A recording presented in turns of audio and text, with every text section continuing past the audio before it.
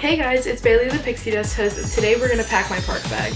I have two different park bags that I like to use. On my longer days where I'll rope drop the park and stay till close, I like to use my Loungefly just because it can hold a lot more in it. However, on my shorter park days or days I pop in after a shift, I like to use a belt bag just because it's a lot lighter to carry. Now let me show you what I put in my park bag. First things first, I like to keep a good pair of sunglasses because Florida is very sunny all the time, whether it's hot or cold, and sunglasses are just a must-have for me. Next thing I have is a poncho just because in Florida it rains almost every single day and I use this poncho more than anything else in my bag. The next thing I have is my digital camera. Now of course I take some pictures on my phone, however I love the way my pictures on the camera come out 10 times better. It's also very nice if I want to take pictures with friends because the screen flips up so I can see exactly what I'm taking pictures of. The next two things I have are either a hair clip or a hair tie. As I said, the parks are very hot. Florida is very hot. It's very sunny. It gets hot. It gets sweaty. And if you go with your hair down, trust me, at some point throughout the day, you're gonna want to put your hair up. I always put my hair up when I'm in the parks, but wear it down. So I like to keep either a hair clip or a hair tie. Most of the time I keep both, always in my park bag. The next item I have is my fuel rod. If you're unfamiliar with what a fuel rod is, it's basically a portable charger. You can buy them in the Disney parks, however, I recommend buying them before you go to your trip, just because in the parks they tend to be a bit more expensive than what you would pay when you were not on Disney property.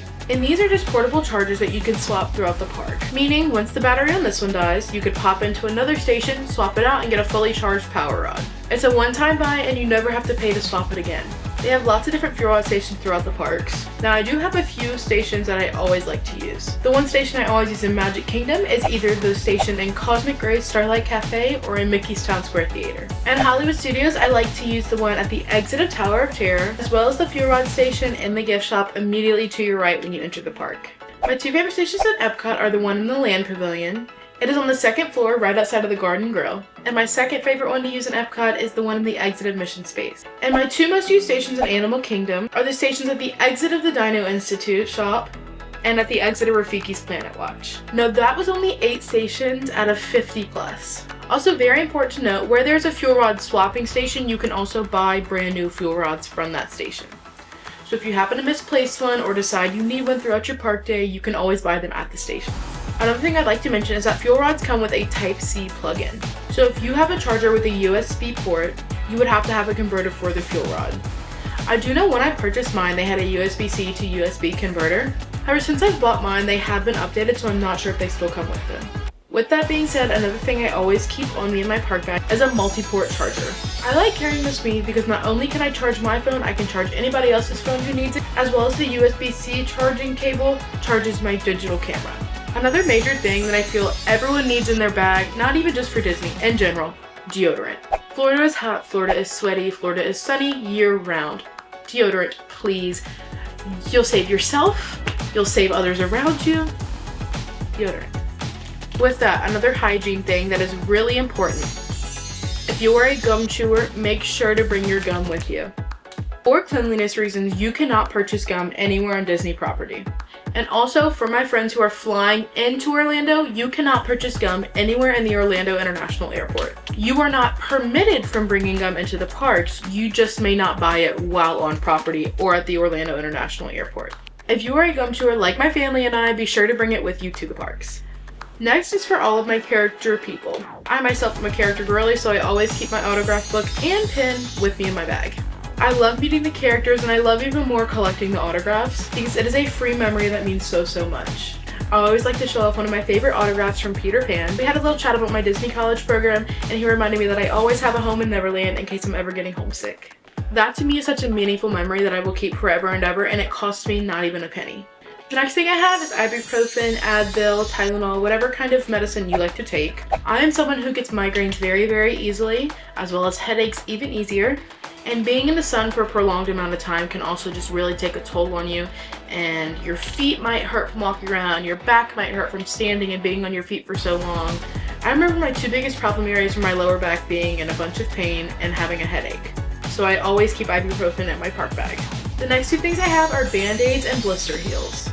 Band-Aids are a must in any bag, but especially in Disney. I'm one of the clumsiest people on the planet. It is a running joke in my family that my middle name is Grace, and yet I have no grace. I constantly need Band-Aids every single day, so these are a must-have in my park bag at all times. Another big one is blister heels. I know myself guilty as well. Buying new shoes for cute park outfits and you don't break them in before, you are going to get blisters. These are rubber seals that go over your blisters and keep your shoes and socks from rubbing against them. These are an absolute lifesaver and make the world of a difference when you have bad blisters. Next thing I have is sunscreen. Now I've said this a million times, I know, but the Florida sun is no joke. The UV is always extremely high. I have two of my favorites right here. The first one is a liquid sunscreen from Bliss. I like to put this on in the mornings before I enter the park. And the second is this Row powdered sunscreen. This one I like to use throughout the day when I'm in the park to touch up my makeup and to make sure I'm getting that SPF coverage. The next thing that is majorly important, a fan. This is a neck fan, so it just goes around your neck like this and it blows cold air on your neck throughout the entire day. Works very well. It is so nice when you're standing in a line in the sun and you're just really hot and you have a fan blowing on you. It's nice. I've also seen many handheld fans that fold and are really small to fit perfectly in bags. Also amazing. I just happen to have a neck fan.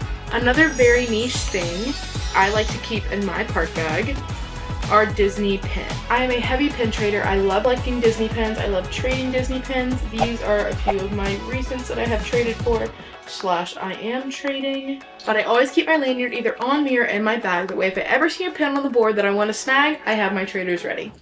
And last but certainly not least, I recommend keeping a water bottle of any kind. Now this is obviously not going to fit in my bag, and I have seen many people bring tumbler cups. However, unless you feel like carrying this all day, I would not recommend bringing it with you. However, a smaller water bottle that can fit in a bag easily, I would recommend. Tumblers just aren't practical for solo park days because if you bring them on an attraction, you have to make sure they're safe, and they won't always fit in those back of seat compartments, so I just wouldn't recommend tumblers for solo days. But be sure to bring water with you and stay hydrated. Also, never forget about the free water cups that they handled at quick service locations. And that concludes everything I put in my park bag.